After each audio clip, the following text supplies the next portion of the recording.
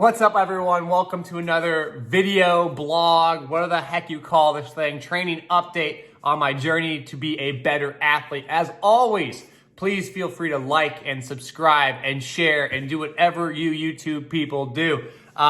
Really excited about this. Today, we're diving into some work I did on a Sunday. So normally, today's Monday, I'm gonna do a more focused training. And I was just kind of messing around in the weight room the other day because I was thinking a little bit about some of these new movements I wanted to put into my training program.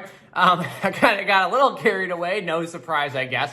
And I'll show you some of the videos and some of the training I did.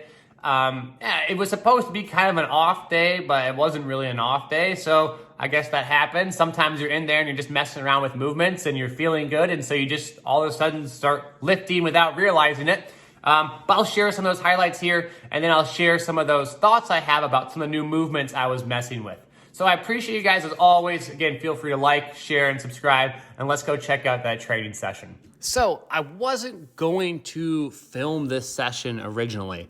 I didn't really have much intention of doing much of a workout at all, but I had read some posts and I was thinking about this because I've heard about athletes doing this in the past and concentric dominant movements. So I know there's a little bit of an eccentric lowering, right? I do lower the bar back down, but concentric emphasis. And I'm using pin squats here with a safety bar because I love the position I can get in. Now the benefits in theory are that a concentric only movement doesn't have the eccentric damage that you get with lowering the weight. So people talk about all the time, half the movement's not even there, so you can actually do this more often because there's less muscular damage.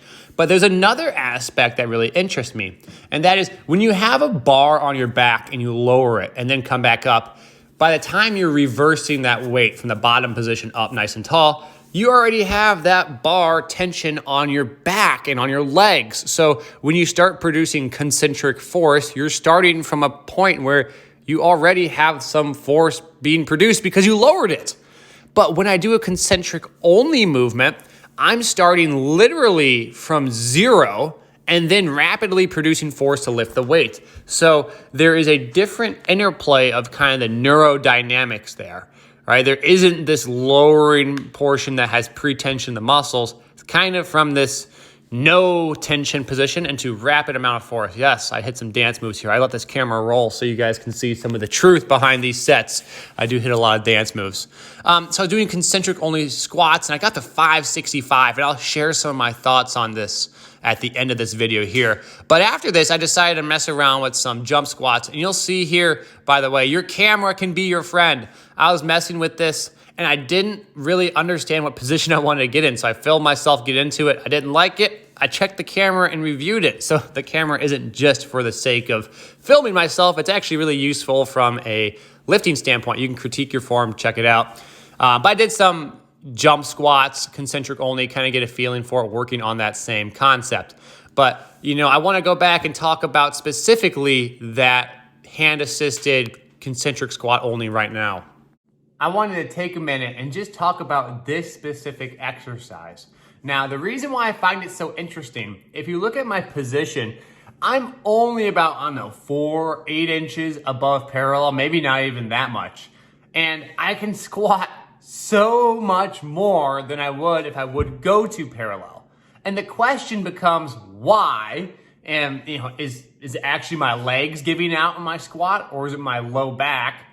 Because this other position, I'm much more upright in a much better position for my low back. But secondly, if my max squat is say 425 pounds at parallel, which is about 4 or 5 inches lower than that image, and my max squat above, parallel is 600 pounds and there's a 200-pound difference between them, am I really getting the strength overload that I want in those jumping joint specific angles that I would if I just, stopped a couple inches above parallel?